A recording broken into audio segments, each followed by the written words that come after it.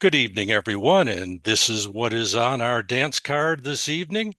We'll start off with some announcements, followed by the two groups of data that you will be involved in recording and analyzing.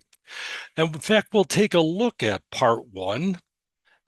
The first two parts of our CAB-MR paper involve the collection of data, the analysis of it, and recommending strategies for for changing behavior for the better. And then we'll make sure before you leave here this evening that indeed you do have preparation for success on parts one and parts two.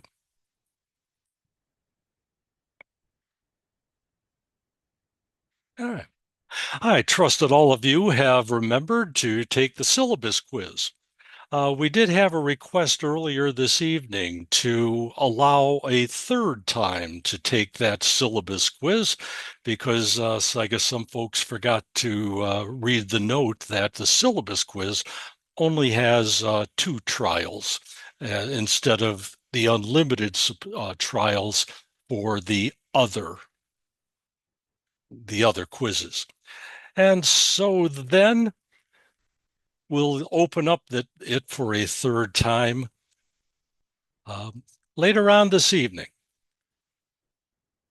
And we ask you to remember that we'd like you to post a short bio regarding yourself and a photo, either of yourself or something that represents your interests. By the week after the Super Bowl, we ask that you have completed the quiz on defining behaviors, something that certainly seems more simplistic than it actually is. There's a great deal involved in defining a target behavior in our focus learner. And we ask you that by Friday the 20th, you take the second quiz, this one on the dimensions of behavior, the aspects, the characteristics, the attributes of the target behavior, and the one on how do we select a recording procedure for collecting the data. There are so many different ways that we can collect data, but what's the appropriate one for collecting data on our target behavior? We will meet again on the 24th of this month, where we ask you to bring a digital copy of your Part 1 paper, your working draft, what you have thus far. And it should contain your, yes, deeply studied attempt at the various things.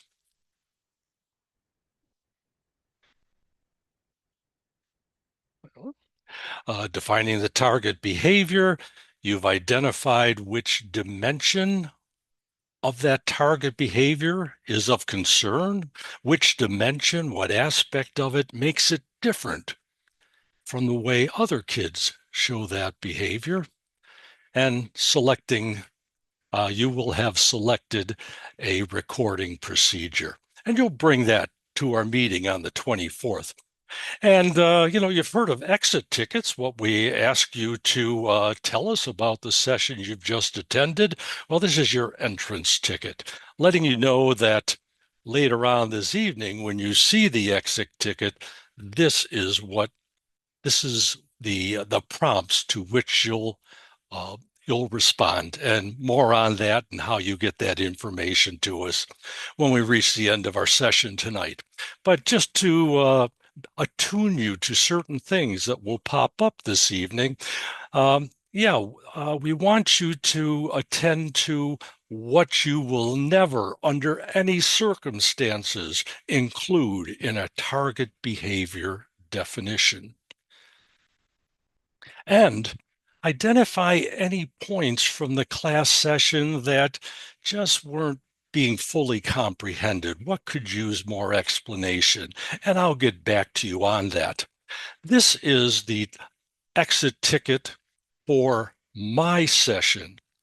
Dr. Turner has posted on his Brightspace site the exit ticket that those of you in the enrolled in the earlier session, enrolled in Dr. Turner's session, um, find out what you'll need to submit to him on your Brightspace site for SPED 702. Parts 1 and Part 2 have to do with exist because of the requirements placed upon us by special educators, the interpretation, the regulations for the Individuals with Disabilities Education Act. And one model is the big boy on the block, so to speak, the most influential model right now in our profession, in that this model is especially good at documenting things. The applied behavior analysis model, which many of you are familiar with, most of us have heard bits and pieces about it and have at least a starting knowledge base in the area. But ABA is just one of many different models for explaining how it is that a behavior came about in the first place, why it keeps happening, and how to go about changing it. There are many other models, but the applied behavior analysis model is most influential in the field of special education. And a little bit more there that it's based on 1950s laboratory science. It's very precise, scientific, mathematical, and it involves collecting qualitative data, descriptions on things, observations on things, but also numerical data. Um, documenting how many times it happens, or how long the behavior happens, or where the behavior happens. And the recommendations that would be in the student's behavior intervention plan, part of a functional behavior assessment. Well, those strategies that we recommend will allow for further data collection. More on that in just a bit. But yes, we are going to spend some time tonight talking about data. Oh, we see the numerical type of data here in this discussion between two individuals. It's coming up with numbers. That action happened 14 times. And we must have, along with counting, frequency recording, we must have done some duration recording. How long was it happening each time? And putting our stopwatch on it. And from that information and much more collected information, both the descriptive type and the numerical type, we can then come up with some plans as to how we go about changing it so that the behavior is more pro-social, more appropriate for the educational settings. So yes, as we look at those two groups of data, the first group is the qualitative type. It's descriptive. We pick it up from the files. It's the way we talk when we get together with colleagues and we're describing a student or a behavior. And there's an excerpt here from the introductory part of part 1 of our 3-part paper, okay, where you'll be describing the student in general terms. And Harleen here is 6-year-old kid. He's from the Dominican Republic. We talk a bit about the behaviors that are of concern to us, but also the positive qualities of this particular student and what we enjoy about this young man. Yes, and so a lot of information. We do see some numerical information there, but essentially it's descriptive. It's the qualitative type. Yes, Arlene has let's see, done 6 elliptical orbits around our sun. But quantitative data, we are talking about figuring out how often it happens, how long it happens, where it happens, the form that it takes when it's shown, and coming up with some numbers from that. And then later on in part 2, you will display in a table and or graphs the data.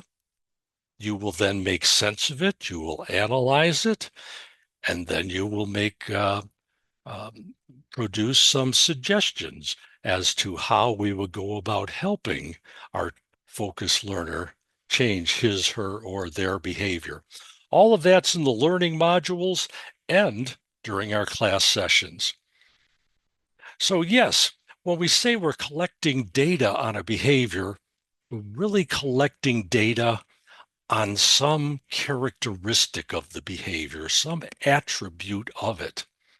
And in the chat right now, if you're familiar with the 6 different dimensions of behavior, would you put them in there into the chat? We've got the first letter of each of those 6 dimensions. Dr. T, anything being offered up there? No, we're waiting. Give everybody a second. All right. So some hints there. Guesses are welcome. Yeah. Oh, we got frequency, duration, length, a lot of frequency, dimension, Oh, wow. Maureen has got them all. She did some homework. All right. So they're all in there somewhere. Yeah, she did some.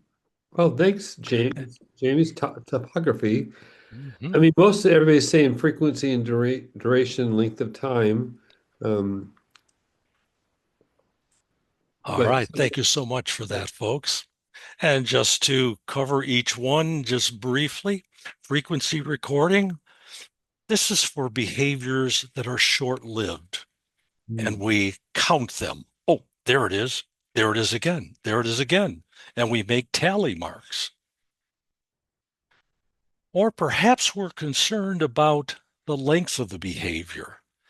That, gee, we don't mind when a kid is thinking that he's he says, or he hums. Hmm, hmm. That's short-lived.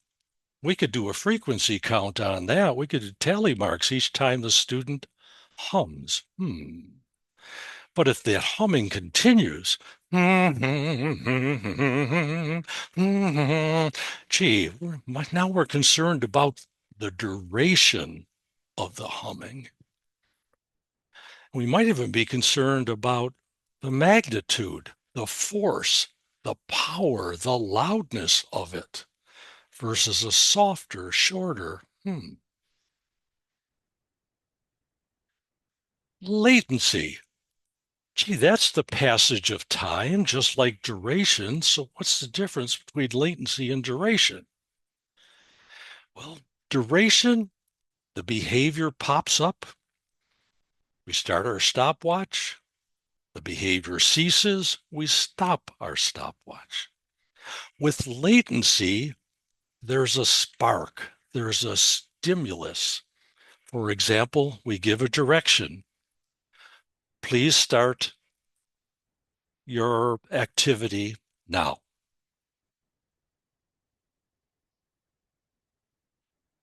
Jason, get started. The latency, it's taking too long between the stimulus and the response, the student showing the behavior, the direction and the behavior.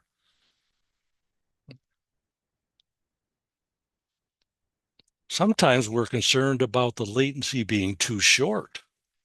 The bell rings to indicate the end of the class session, and the kids all get up and they leave. And we've got to remind them the bell is the teacher's signal to determine whether everything is cleaned up and we are ready to leave.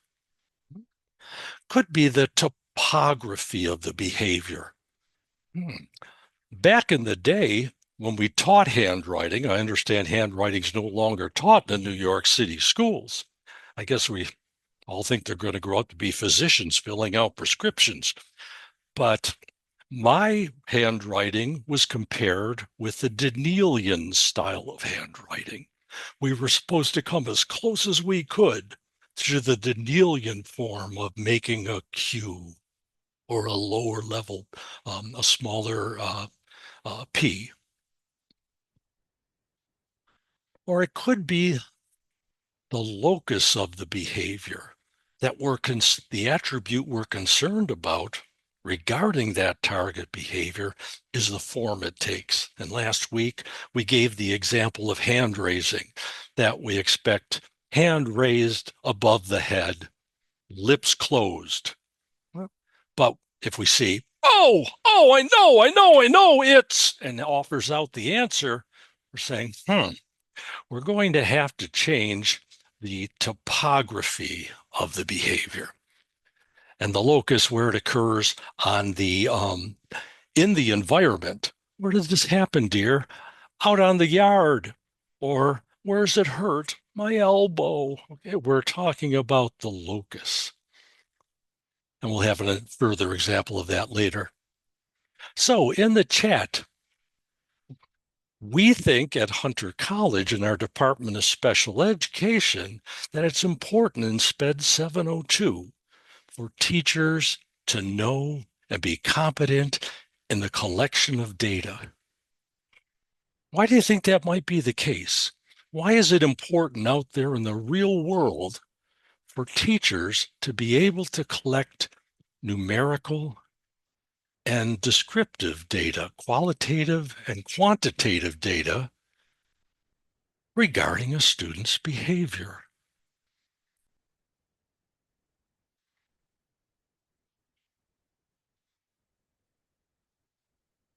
And Dr. Well, Turner, as they come up in the chat. yeah, we have some great responses. One is talking about the function of behavior, so understanding how to write the function of behavior. One is talking about IEP writing, um, writing IEPs particularly. Oh, I love this. Without data for evidence, you aren't able to offer a solution. Um, and it's important in a CSE meeting to present data, particularly with a BIP. Yeah. So Excellent. And great stuff there. Yeah. And I And see here in the caption for my slide, we could either use qualitative data. You tell me there's a misspell or there's a double word in the caption, or we could actually count it. You know, there are two is's in the caption, which I just discovered. But as you folks were saying in the chat, okay, we do it for a number of different reasons. It lets us know whether the behavior is indeed changing for the better. We get to assess the process, progress. Somebody mentioned the function of the behavior. Yes, if we are concerned about a student's behavior, doesn't matter which of the 13 disability labels have been assigned so that they receive special services. If we have concerns about their behavior, then we must conduct a functional behavior assessment. Functional behavior assessment.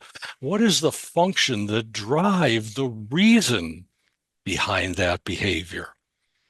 And based upon our findings, qualitative and quantitative data, we then develop a part of the IEP, a part of the individualized educational plan called, well, known as the BIP, the Behavior Intervention Plan.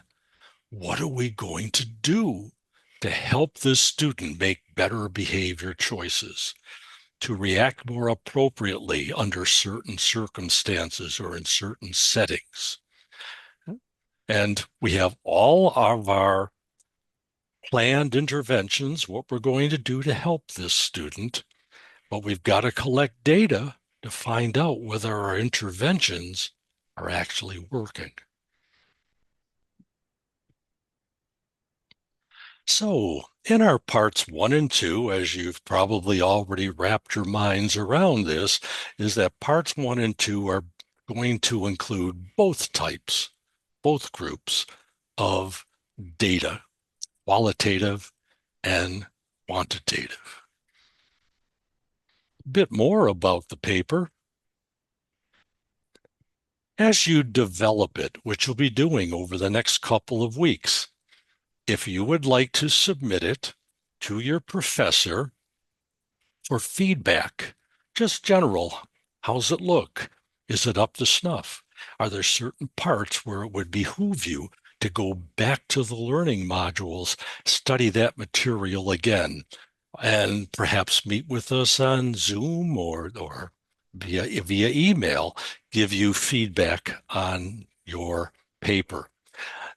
It's important, again, that when you submit this to us, there's been intense, rigorous study of the learning modules so that the target behavior is defined in the manner which we're going to get to in just a bit. And you've identified which dimension of behavior, which of the 6 dimensions is of concern. Might be more than one, but you only need to address one for the purposes of our assignment. And which recording procedure, data recording, data collection procedure have you decided to use for that target behavior? But certainly you'll bring your working draft to our 24th of February meeting, where we'll go over it just briefly again, the criteria to check against your document, but then we'll go into breakout rooms. You'll have a chance to share your digital copy with others and get feedback from them. Hmm. And then we'll ask you to submit that part 1 paper. Oh, not to Blackboard. Let's make that Brightspace on or before March 1st. And we'll get back to you quickly on your part 1 paper. And assuming that you're passing with flying colors, given your rigorous study and your submission for some your optional and optimal submission to your professor for some feedback. Once you get that designation, we will then say, go ahead, start collecting data. Now, for part 2 of our 3-part CAB-MR paper, you will present your data in some organized graphic form. You'll make sense of it. And based upon the various learning modules that you will be studying for part 2, you will then talk about how you can, you'll then write about how you can use the strategies in the learning modules with your focus learner. Part 3, far down the road, is completely unrelated to parts 1 and 2.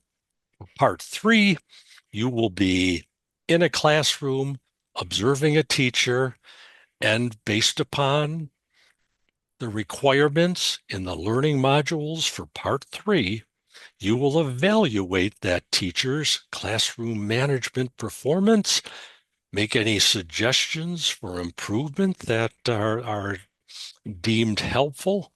And of course, we have exemplar papers from previous semesters that you can look at to get some guidance in how to write up these 3 parts of the CAB-MR. And by the way, any questions as we go along, enter them into the chat, and Dr. T will be glad to respond to them or bring them up during our session. Anything in the slides that needs further explanation, just ask for it in the chat. So here are the parts of our part one, the segments, the sections of our part one paper. Okay? First of all, you're going to tell us about the neighborhood surrounding the school and where that student lives. You'll describe the school in which this student is a member. How many kids are in that school? How many teachers? Describe their focus. You can get this information by going to the school's website, and you'll gather a lot of information there. Also, if you happen to know about the family unit uh, of the focus learner, please enter that into section 1. In section 2, more qualitative data, you'll tell us about this learner. General overview of the behavior in school, all the material that you would love to put into the definition of the behavior, but we'll find out, no, it doesn't belong there. It belongs in section 2, and that's to come. And then in section 3, you will state the target behavior in the mantra of data collectors. OM, OM. The, the target behavior must be written in observable. It could be witnessed, not what we think's going on. That student is feeling stressed out. Mm-mm. We can't crack open a skull, look inside, and say, oh, look, this student's stressed out. We have to be able to witness an action, and we have to be able to measure it in some way. If it's a short-lived behavior, maybe make tally marks each time we see it, or put the stopwatch on it. And when we're writing that target behavior definition, it's stated in the present tense, because when we see it, it'll be in the present tense. And we state it as a singular event, a singularity of occurrences. That what do we witness when the student shows the behavior one time? Of course, the student shows it many, many times, but we state it as each occurrence. Oh, there's that behavior again, the one we defined. So you want to make certain, describe it as if it only happens once, even though it happens many times, but each time you'll be recording it, it's happening once. It has to be observable, measurable. We have to be able to see it. We have to be able to hear it. We have to be able to feel it. And we state it as what the student is doing versus the student is not attending. But what is the student doing? We can't take data on what isn't happening. So we state it as what the student is doing. What can we witness? And what dimension of the behavior is of concern to us? That will be in your part 1, and which data recording procedure you plan to use. All of those things that will be addressed here tonight. And in your learning modules, you can go back to see this video when it's posted in a day or 2. We might even post up Dr. Turner's video so that you can see it presented in a slightly different way. Same material, perhaps explained a bit differently. So, yes, let's get excited about data. Who wouldn't be excited about data? I'm on a research team with Dr. Turner. We're investigating some things, and we're collecting both qualitative and quantitative data. And thank goodness he's so excited about it and knowledgeable in that area for our team's benefit. But yeah, imagine that if you haven't had training in this area, you haven't been exposed to the material that we're talking about in SPED 702, and your administrator comes to you and says, we want you to take some data on Lee's defiant behavior. And it's like, "What? You want me to do what?" Well, once you're familiar with, or you're done with parts 1 and 2, you'll feel quite competent in undertaking that mission. So again, what we've talked about, the different parts of the paper, uh, but yeah, you're going to define the behavior, the dimension, behavior recording you're using. But also the other things you've got to think about is, well, when am I going to observe this student? Will it be before? Uh, Will it be when the student arrives at school and has taken the medication? And then we'll look at this target behavior again later in the day when the medication has worn off. Will that make a difference? Where are we going to observe? Which classes? And what time of day? Okay. And for the purposes of our assignment, parts 1 and 2, this collection of the data, we do need, gosh, perhaps at least a total of 2 to 3 hours of observing the student. Some of you will engage in more of the observation, and that will be certainly appreciated and noted.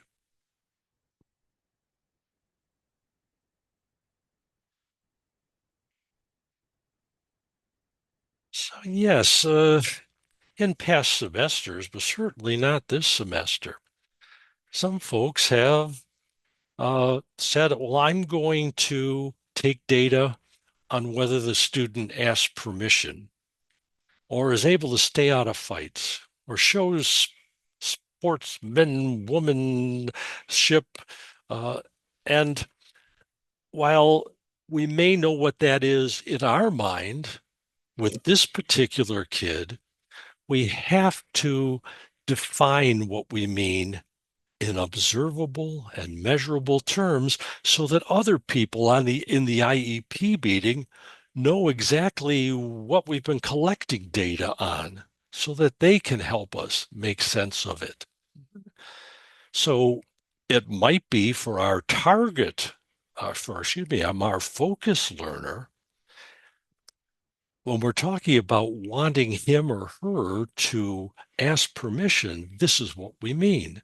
Student verbally requests the privilege of engaging in an action. All right. Specificity. We can we can hear it and perhaps accompanying with our vision, and we know whether that student has asked permission. Well, what do we mean by staying out of fights? That the student walks away from verbal or physical aggression aimed at them. And we can observe that. Well, what do we mean by sportsmanship? Well, depending on the student, that might be defined as accepting the referee's call, following the rules, and the intent of the rules. Although there we might be getting a little bit fuzzy with our data description, our behavior description.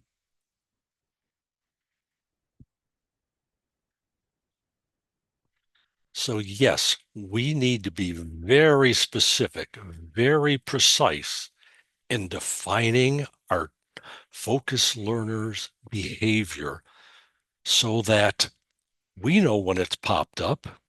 But if somebody were to come in and take data for us, or we ask our paraprofessional to observe this student and collect data on a particular day, they need to know what we're looking for. We need that precise definition. So yes, we defined it in words that are precise. Quickly, well, what's quickly to you might not be quickly to me. Loudly, well, what's tolerable in the way of volume? It might differ between you and me. Cursing, I was talking in the earlier session that what is considered a curse may vary from person to person. In situations where I have been involved in collecting data regarding cursing, there was a list uh, of words that this student oftentimes used that we considered to be out of bounds. And yes, it is uncomfortable to see these words in print. We were able to abbreviate some because we knew exactly what they were. It was written F word, but at least we all knew what we were looking for. And in my life example, my wife thinks a word is cursing that I don't consider to be cursing. When I was frustrated, I might blurt out the word that rhymes with that wall that holds back water. And while I don't consider that to be a curse word, she does. And if the wife ain't happy, ain't nobody happy. So nowadays I use different terms when I'm frustrated. So yes, precise, observable, measurable. Well, how do we measure voice level? Because we can't afford a decimeter, one of these machines that actually tells us how many decibels of volume there is in the environment. So what are we going to do? Well, why don't we rate the voice level on a 1 to 10 scale? That zero, or let's make it 0 to 10. Zero is silence, one is a whisper. Let's say 2 to 4 is the table voice, just talking with the other individuals, the other two or three at your table. Um, and then we get up into the 5 to 7 range for contributing an answer in class to the outside voice, which would be up in the 9s and 10s, and other ways that we can record behavior. But when we are writing that target behavior definition, there are certain things, and think exit ticket here as we go through the next part of our session tonight. Things that we'll avoid including in our target definition. Well, first of all, a word can't define itself. So, yes, defining curses as says curse words, uh, how will we know the student is sleeping? Well, they're asleep. No, we have to define what is witnessed when one is sleeping. Being out of seat, some teachers might think that a student sitting on the writing part of a desk is being out of seat, where another teacher would say, well, not really out of the seat. At least they're, in the general area as we're carrying on our class discussion. So important to be specific.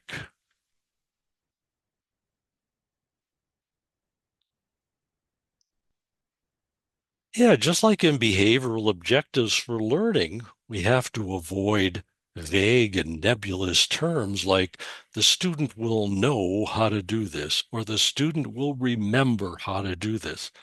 How will we know the student remembers? What action is displayed? What observable action is displayed? And it's the same for non-academic behaviors. Being off task. Well, there are different ways to be off task. You could be reading a comic book. You could be talking to a friend. There are different ways to be aggressive. You can isolate someone in that form of bullying. You can call them names. You can challenge them to a fight. You can engage in a fight. We need to be specific with what about our student? What is our focus learner's way of being disruptive or defiant.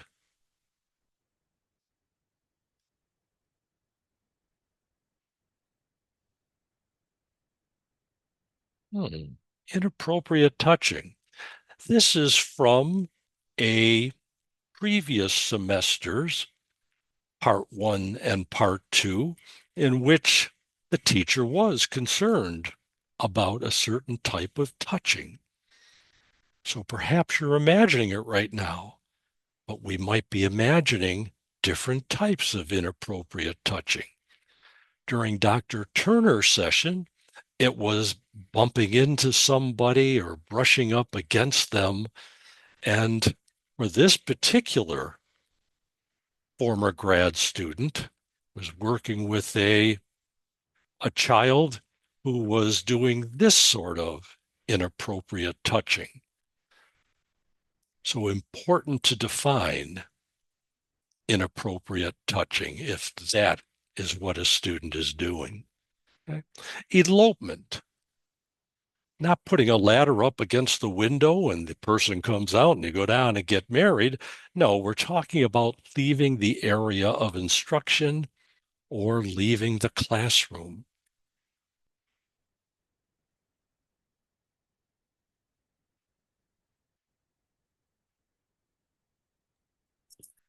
And trying to do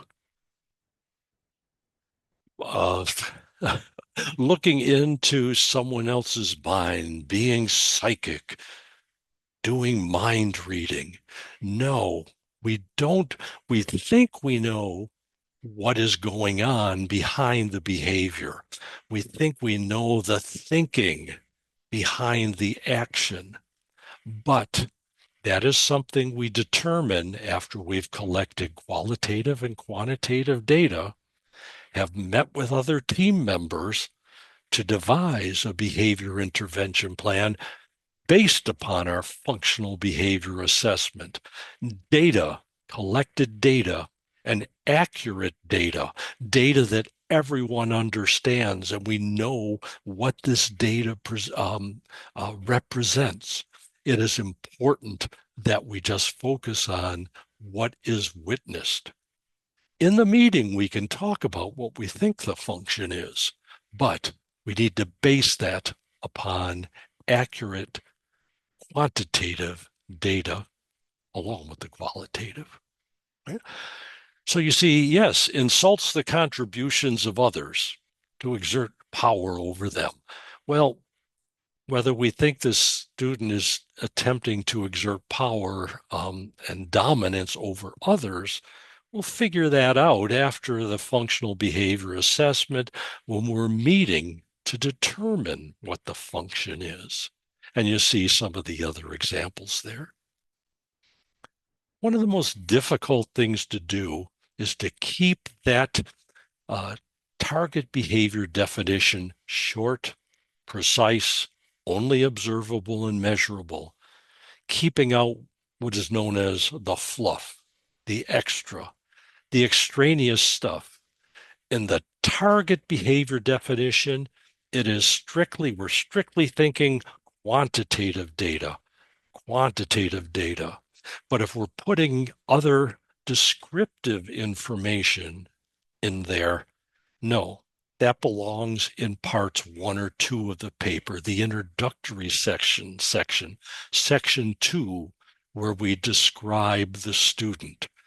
That this student does this, and that, tends to do it more so when tired and or anytime there's a substitute teacher. Okay, well, thanks for that information, but place it into part 2 where we're describing the student. We are only describing one observance of the behavior, what we witness in that target behavior definition. So yeah, it's hard to stop when we want to explain to others what it is we're looking for. Here's an example from a previous semester where we're talking about Nicholas. We're concerned that he engages in unsafe behavior.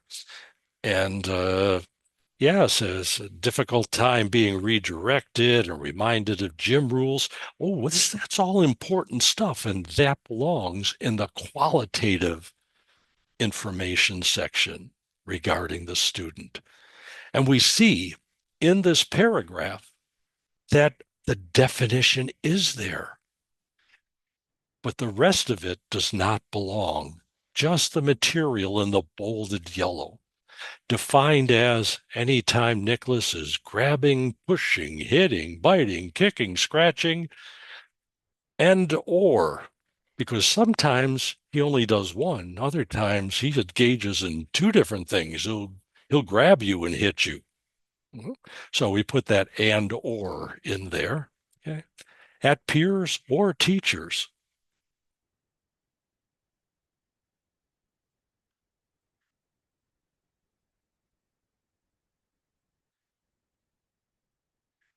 All right. Unfortunately, we didn't get a definition there about Luis has more than one disruptive behavior. It's like, oh, well, great. This is all information that belongs in the qualitative area. But even then, I'm concerned. You see those words in orange, constantly expressing, gosh, nobody can do anything constantly except maybe breathe. So constantly is an exaggeration. And she's unable to remain properly seated for a long period of time. Well, we can say that she has difficulty, okay? But saying unable doesn't have the ability. No, we believe that we can help our kids show these behaviors. The ability's there. We've got to bring it out. But perhaps it could be defined, this behavior that the person's getting at. Okay? Vocalizes noises unrelated to the lesson or social communication, or uses objects to make noise, whatever we witness Luis. Uh, what's Luis's way of handling it? So where do we put that information? You already know that. It is going to be there in section 2, the qualitative information section.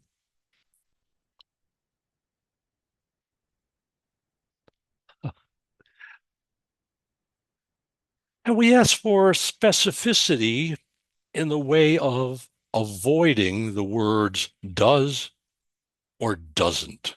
Okay. Use an action verb. What specifically is happening when the student does that behavior or the student doesn't listen? Well, what is the student doing? Okay. And you see an example there.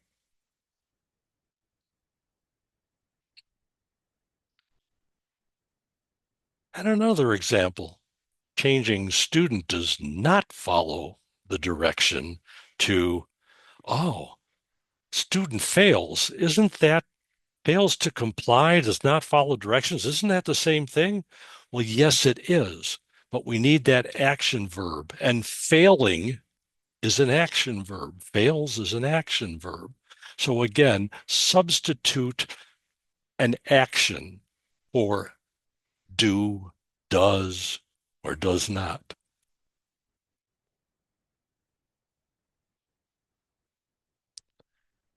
Indeed. There is uh,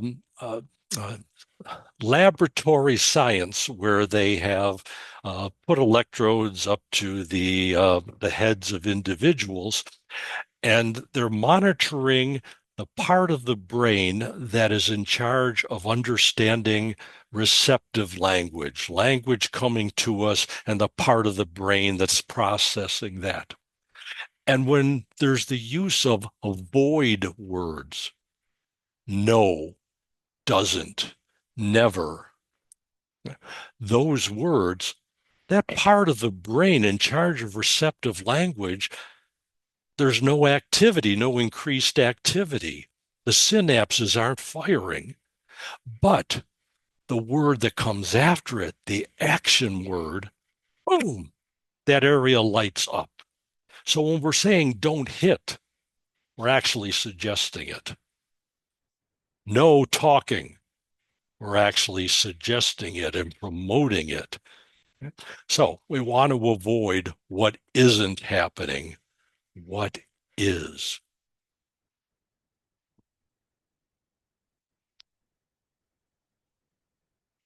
Yes, indeed, sage advice. Yep. So if the student is not engaged in the activity, we're saying, well, what is the student doing? So the example there of off task is not working after being told not to be off task. We got a double negative there, and that starts to confuse things. But what we want to do is we want to flip the verbal pancake, flip that behavioral pancake, look at the other side of the coin. What is the student doing? Well, the student is engaged in actions other than the one directed by the teacher. Ah, we can take data on what is happening.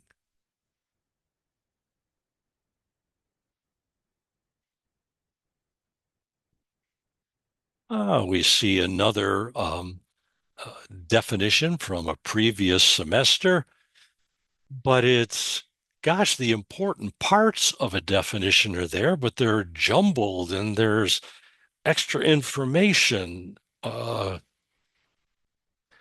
if we just sort of reorganize things? And yeah, we can take those parts in yellow, the essential information, put it together into a definition.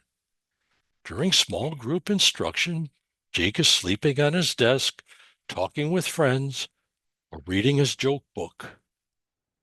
Of course, we'll have to go further with an explanation. I mean, that is our target behavior definition, but we may need to have an asterisk with a description after it so that we are able to differentiate between sleeping and just having the eyes closed. Are they both the same thing to us and we're going to record that? Or are they different and we're going to record data on one but not the other? And how do we know the student's reading? Maybe it's just looking at it. We should just say nose pointed toward open book.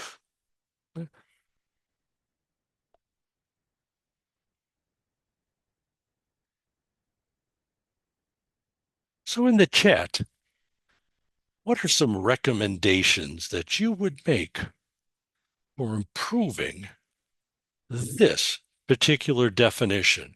What would you avoid? What's problematic? What needs to be changed? What needs to be eliminated? Please enter your thoughts into the chat.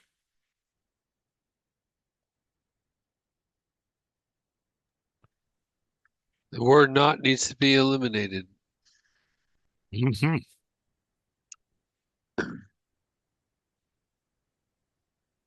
For the writer is emphasizing what Caesar is not doing rather than focusing on what they should be doing. Right, we got to flip that. Remove your reasoning. Remove explanation. Remove not. Define distractible. Oh, yes. A lot of knots. Not. Get rid of the knots.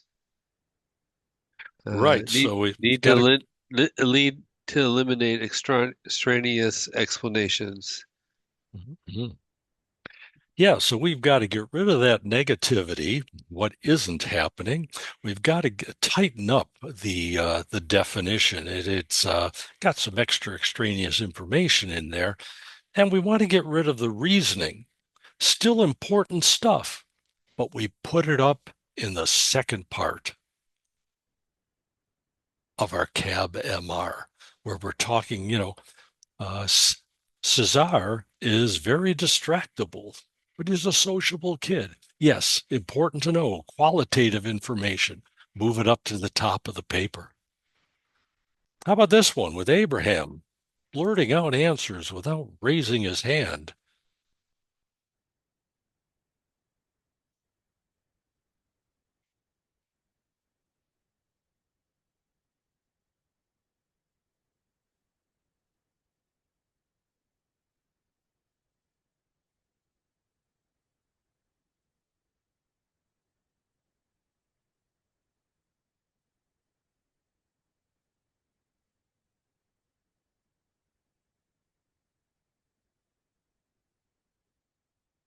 Anything coming through, Dr. T, into the chat? Sorry, I was talking and I had it on mute. Uh, there's like everybody's hitting on impulsivity is fluff. A lot of impulsivity don't try to, yeah, a lot is on impulsivity. All right, so yes, we're getting into what we believe to be the drive behind the reason, that there's a physical reason for that behavior. And but yes, and what do we mean by blurting out answers? What exactly is a blurt? So we're going to need to define that. But we do have the setting, the locus, one of the dimensions of behavior in there. Yeah. And then, same sort of thing here, that Thon uses aggression, but well, what type of aggression? And we're getting into the function of the behavior a little bit too early. We haven't collected the data yet. And, does point out an exception to the rule, but we are talking about any time Thon shows this aggressive behavior, whatever it is that we need to define further. And let's see. Tawana, we'll let you think to yourself there. What would you eliminate? What would you define more specifically so that you could witness it? Oh, we've got the locus again, one of the uh, dimensions. Frequently. Well, our data is going to tell us whether it's frequently. We are just stating the target behavior as it happens one time. Putting frequently in there starts talking about the past, our previous information. It's qualitative information. You can move it up, but our data will tell us whether it's frequently. We need to state it as a singular occurrence. See? Yeah, those are what people put. They eliminate the word exit, remove frequently. Does to want to have permission? No, that's the other one. Uh, how often is sometimes, and what does it mean? Leave the seat. Yeah. All righty. So, and actually, she's got the behavior there of leaving her seat, and we can collect data on leaving her seat but staying in the room and making a different mark for when she leaves her seat and exits the room. Got to get rid of that sometimes. Okay. Our data will tell us whether it's sometimes or frequently.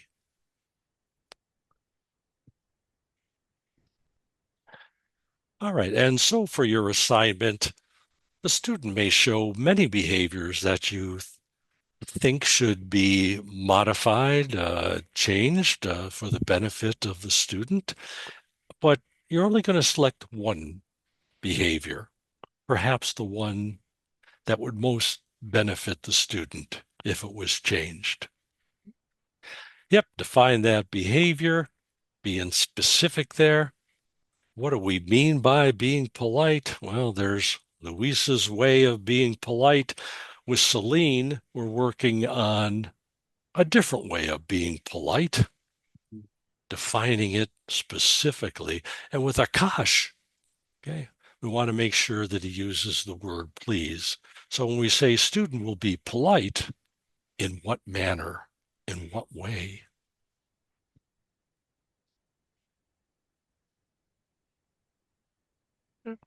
And when we define a behavior, for example, off task, we can define a singular incident, student talking with another student. Well, we even have to define talking, but you know, um, in a voice audible to the observer, or whatever, something along that line. But we define a singular incident, or it can be an all-encompassing sort of definition, or off task, like The student is off task in a number of different ways, not just talking. So we include all those different ways in the second example there. Or we can even turn it on its head. Instead of working on off task, well, gosh, if the student's off task 40% of the time, that means the student's on task 60% of the time. So we could record either side of the coin. On task.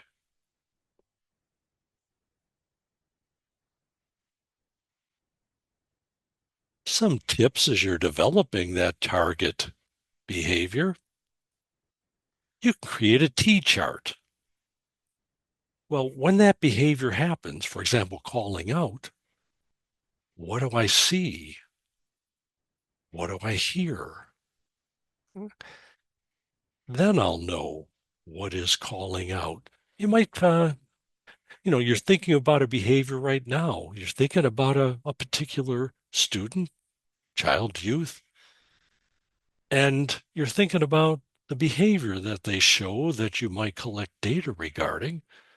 It could be a behavior that is inappropriate and you'd like to reduce its prominence in one of the dimensions of behavior. Or it could be you're going to collect data perhaps on a behavior that's appropriate. Boy, you'd like to see more of it. How can we increase that behavior in one of the dimensions? So don't think just misbehavior. You can also think about appropriate behavior that you'd like to see more so.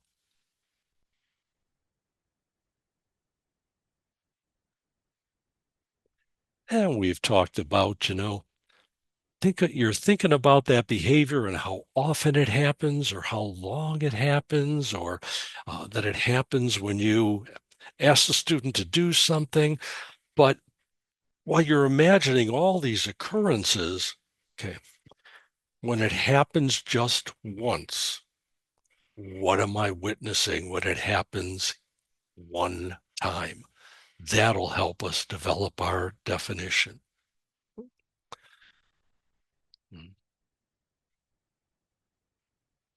And stated in the present tense, because when that behavior happens, we're there in the moment with the student, with the child, with the learner. Present, we're in the present with them. And avoiding exaggerations, but we've been talking about behaviors being observable and measurable. So for being in the seat or out of the seat, these different definitions that are going to pop up in just a second, are they observable and measurable? Will they suffice as a target behavior definition for either being in the seat or else out of the seat, either one? Student is out of seat.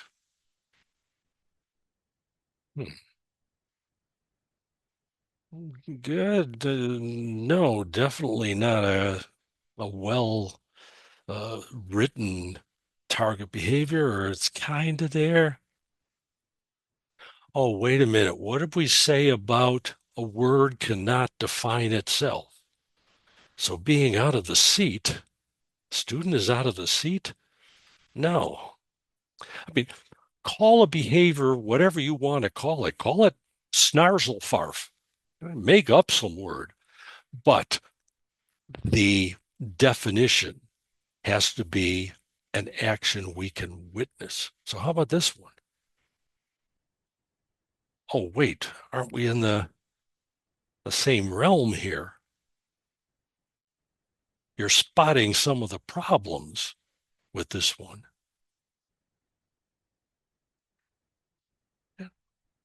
And if you could enter any questions or thoughts on the matter into the chat.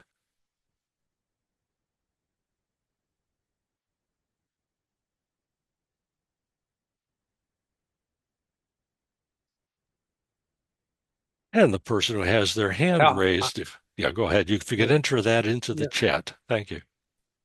Sometimes, oh, sorry, sounds similar. Yeah, that's what we have so far. Yeah. Uh, Waiting for a few other people to put in. Okay, here we go. Here we go. We got a few. Would you instead write behavior you would like to see? Using the word not is not defining the behavior instead of what you don't see.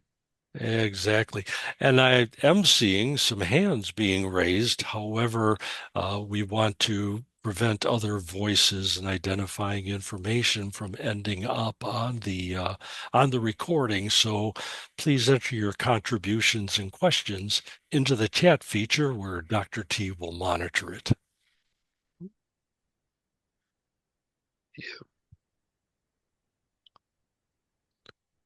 Body completely out of contact with the chair. Is that something that we could witness and say, yep, I just saw an occurrence of that? Mm.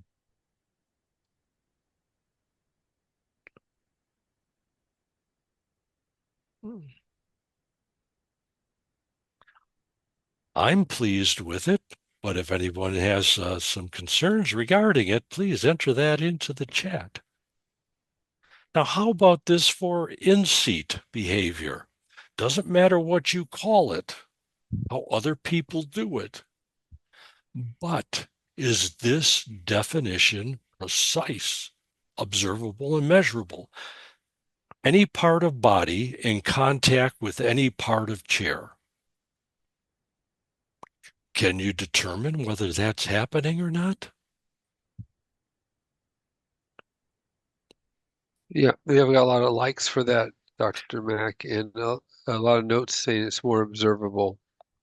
Yes, indeed. It may not be what we want to achieve as our final goal way down the road.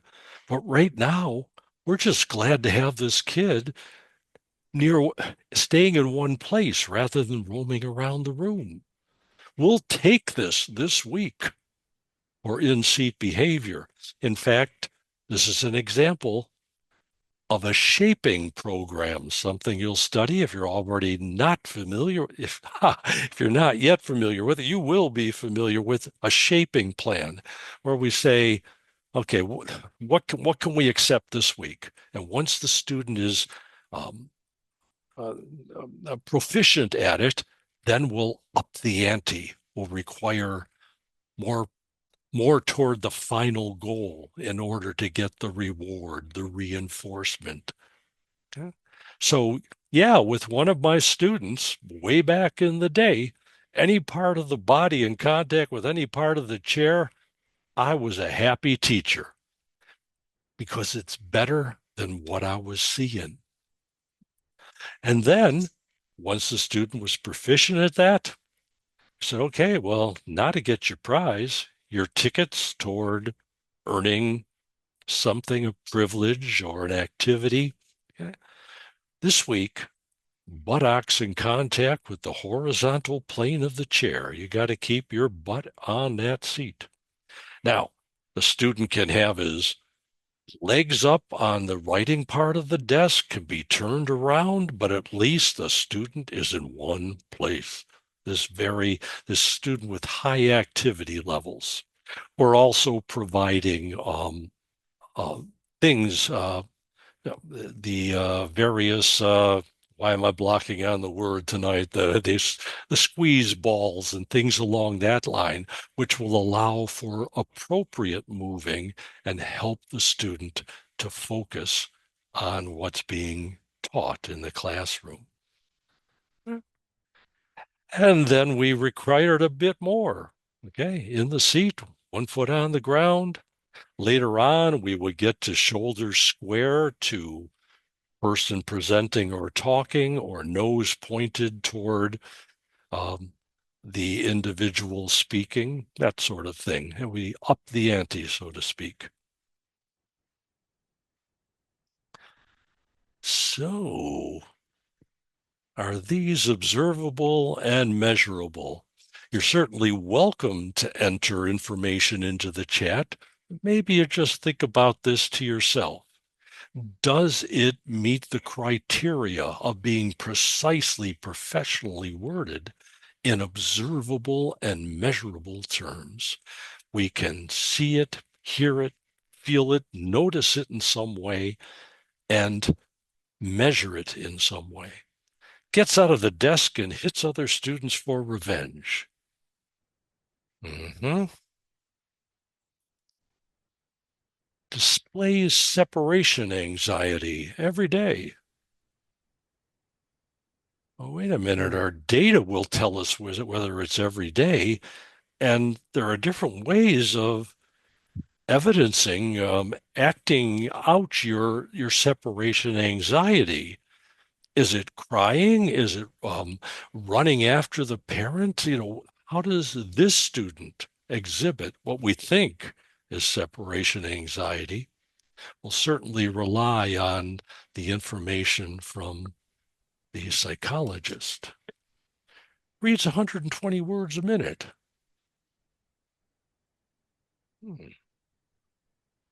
Silently, orally? That'd be nice to know.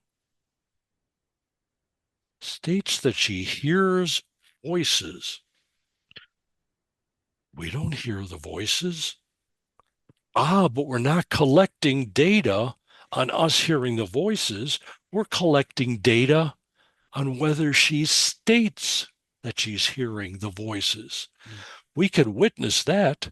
She has orally stated that she's hearing voices. Okay, let's record that.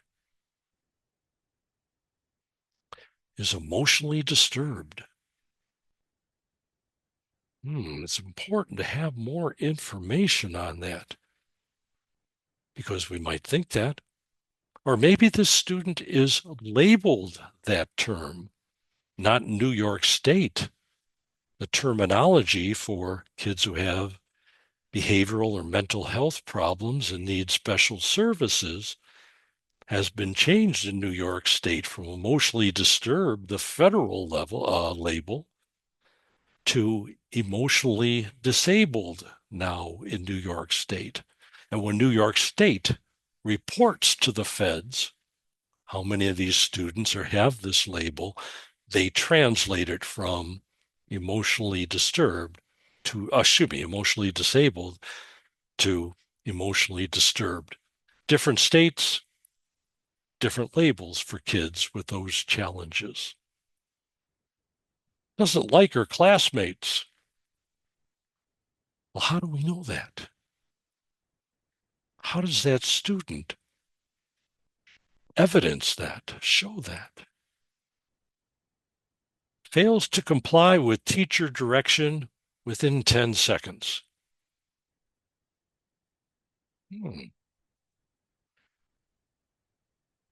Well, I guess we could give it, a teacher gives a direction. We watch for 10 seconds. And if the student has not yet complied, we can make a tally mark. We might even have a stopwatch on it from the very beginning. But it would be nice, again, if we flip the pancake. Why don't we record student does comply with teacher direction within 10 seconds? Or we could make a yes mark or a no mark. Student complies with teacher direction within 10 seconds. And we make a check mark for yes, and we make a minus sign for no. And we collect data in that way. Record data. Boy, this kid's got emotional outbursts and shuts down during certain tasks. What would you like to see eliminated or changed in the definition for Savannah? Why don't you enter that into the chat? What are you spotting that needs to be changed out, needs to be reworded, needs to be eliminated?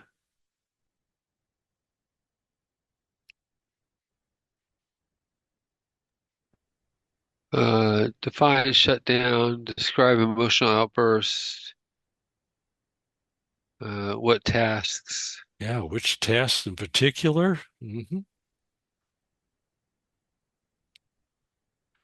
Well, thank you very much, folks. Spot on.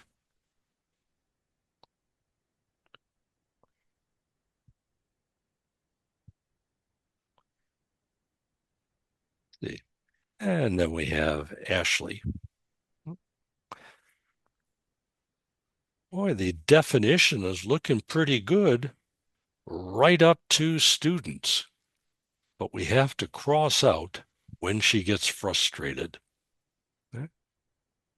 Again, we can't look inside the mind.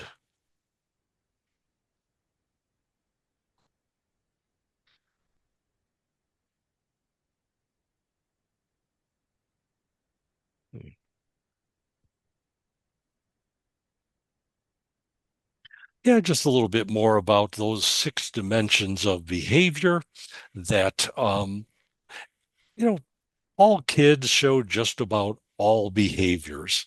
But what is it that the way that this particular focus learner shows that behavior that makes it unacceptable, that makes it so different from other kids? All kids are out of their seat at, now and then, but it's the frequency or how long or the latency, the time that transpires between the teacher saying return to your desk and the student actually returning.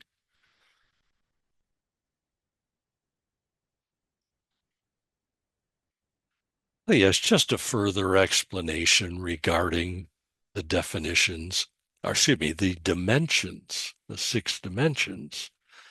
Frequency there in the first one, number of animal noises during a 42-minute class period.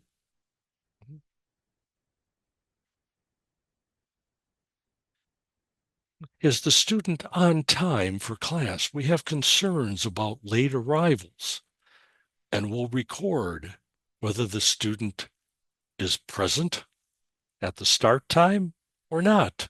We'll make a yes mark or a no mark, and then figure out the percentage of opportunities.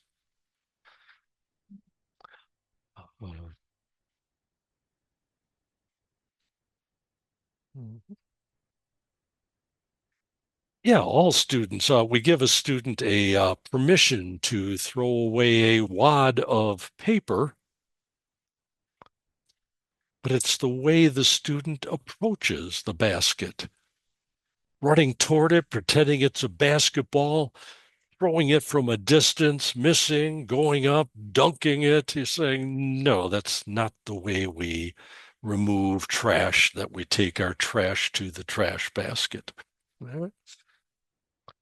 So yeah, we can look at the form that something takes. Some examples there from out of school,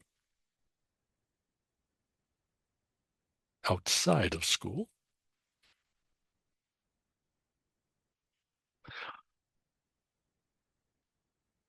And I'm sure you can remember those 6 dimensions of behavior. So we'll move on.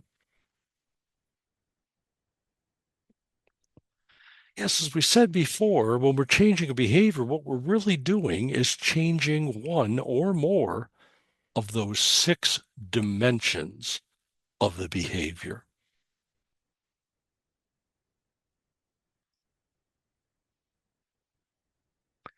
So, of these 6 dimensions, which one applies? Well, I used to work in a school that in the cafeteria, they had a decimeter. It would measure the volume, how many decibels of volume there was in the cafeteria. And as long as that light was on green, someone in charge of lunch, one of a couple of the paraprofessionals, every 5 minutes of lunch, they would record, was the light on green for the entire time? Green must have been maybe, now I'm guessing, no decimeter expert, but the light would stay green if the decibels were 70 or under. And if it got up into the above 70 to maybe 80 decibels, it would be on yellow. And if it got above 80, and I'm not sure exactly how loud that is, but at some point it would turn to red. So Uh, when it got to yellow, that was a warning to the kids. Hey, you're not making points here. Points for what? Oh, that special dessert that comes out for everybody, that everybody gets a scoop of the ice cream, or everybody gets half of a mango, something that the kids, it was they there was peer pressure on each other to keep the volume low. So and it abide by the yeah, keeping it you have green. 20 responses that are magnitude. My goodness. And what was the general consensus, Dr. T? It said 20 responses, all magnitude. All right, spot on again. Indeed, we are looking at the force, the power behind uh, the voice level, the sound. All right, we want to reduce the number of misspellings in a 100-word excerpt from a kid's composition. Then we actually work this out with the kid. One of our strategies is a strategy you'll learn about in one of our learning modules, differential reinforcement of lower rates of behavior, DRL. And we say, when we've taken 100-word excerpts before, we've noticed 7 misspellings. Get it down to 6, and you'll get a point toward the 50 points you need for, I don't know, earning some privilege. Yeah. Oh, but we got bonus points too. You get it down to 5 and you get 2 points. Get it down to 3, you get 3 points, and that sort of thing. So we use that strategy.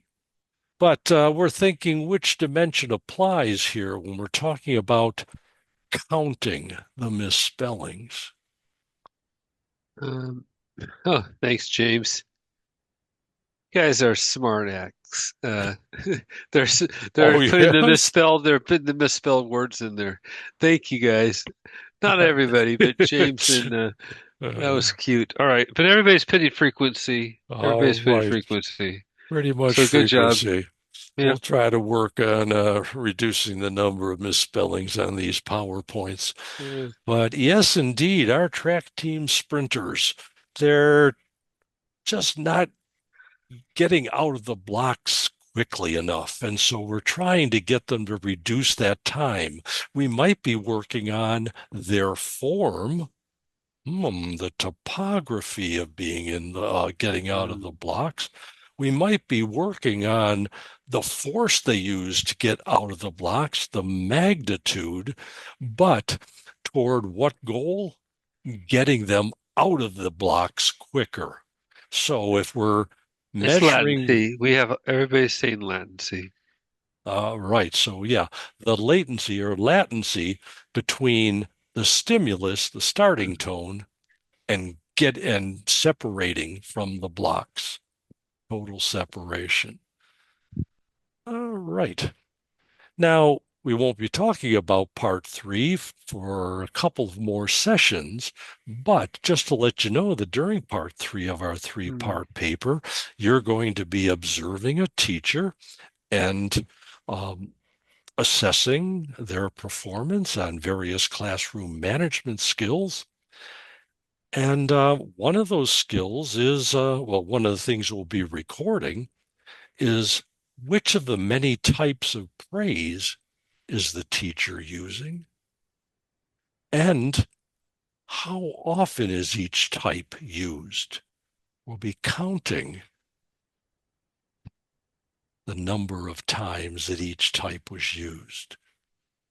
Which dimensions, plural,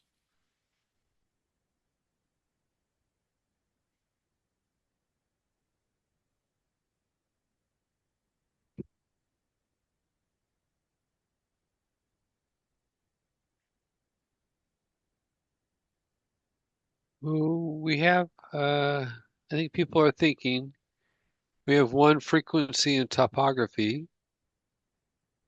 And I would hang my hat on that one, that we're looking at how often, how many times each type was used, but we're looking at the form, the type of praise, of which there are many types.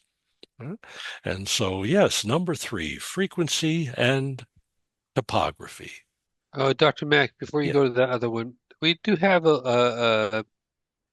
Mitchell has, if you go back 2 slides, yep. right here, because I think it's good. Go back one more slide. All right. Perfect. So Mitchell points out that it's duration and topography because of the form coming out of the blocks, which is great. I think so. I just want to address that. Hmm. So I think, and certainly, I just want to address it. Go back to the question, Mitchell. What is the question asking? The question is not asking about their form coming out of the blocks. The question is asking, reduce the time between the starting tone and exit from the starting blocks. the So it's not, time yeah, go the ahead. time that transpires, the span of time between the do it and doing it, between the stimulus and the response. So yes, there's duration involved there, but when we're looking, when the behavior has a prompt, do this, then it becomes latency rather than duration. I'm assuming Mitchell is it has some experience in track. Mm. So they're looking at uh, maybe from a different thing because she's thinking about what the form would inform the time that it takes to move from there. Yes, So, exactly. We were talking about how the coach would no doubt work on their topography, the form, yep. also the magnitude, the force of pushing against the blocks. But what are we measuring? And Mm. that's in the starting tone to getting out. That so yes, we're using some of those in the training, but what we're measuring is the time between the beep and the being They totally got it. They got it. separated. Thank you. They're good. Thumbs up. All right, thank So you. let's move back to our sorry. But I thought that was a good thing for everybody because sometimes it's not about right or wrong. It's sometimes talking through and clarifying these things. Right, and it Uh, shows some deep reflective thinking, and we always appreciate that, going deeper. And- yep. all right. And for your part one, that you'll be, you can send it to your professor, and we will be glad to take a look at it. You can send us whatever you have accomplished. It might just be the definition of the target behavior, but perhaps you have more of part one, and we're glad to look at it. But one part of it, one section of it, is to identify the recording procedure you're going to use. And there's a flow chart for that you consider the behavior, whatever it is we see there in red. Now, are you concerned about how often it's happening? Yes, I am. Okay. Is it a quick action? Or sometimes it's quick and other times it lasts longer? Well, you follow the arrows, and that will tell you which recording procedure is appropriate. Partial interval, up, you'll learn about it in our sessions together and in the learning modules on our Brightspace site. So yeah, follow the arrows, and we're always willing to help you out. Drop by during our office hours, uh, or email us and see if we can schedule a mutually convenient time to meet. Okay, or perhaps we could just exchange emails.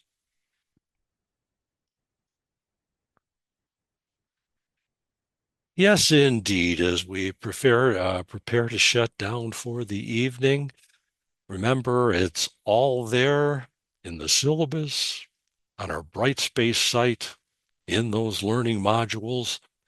For each of the three parts of our three-part paper, you will find excellent examples, excellent papers from previous semesters. You can take a look at them and get a good feel for what's involved in the three different parts of the CAB-MR.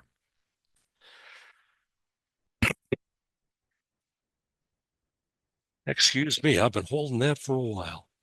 Uh, yes, and do consult the rubrics too, which will identify the criteria that we will be using to score the papers. Mhm. And yes, communicate with us and your peers when we meet again near the end of the month.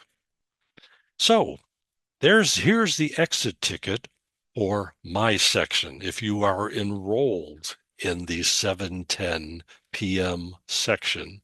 This is your exit ticket. This is what I would like you to send to my email. Identify at least three things that you would never ever consider including in your target behavior definition. And please start your sentence with, I'll check my definition to make certain that it excludes, and you'll mention those three things. I'll be sending this out in an email later. So again, you'll have this information available to you. But as always, we'd like to know if there's anything about which you can use a further explanation so that you fully comprehend the material. If there's anything that needs to be gone over again, then let's do it. So, gosh, as always, just thanks for being here. We realize you've got other things going on in your life and want to get to them, but this is information that will buy you the extra time that'll come back in spades, so to speak, that you'll be able to save time in the long run. So yes, good night. We bid you adieu.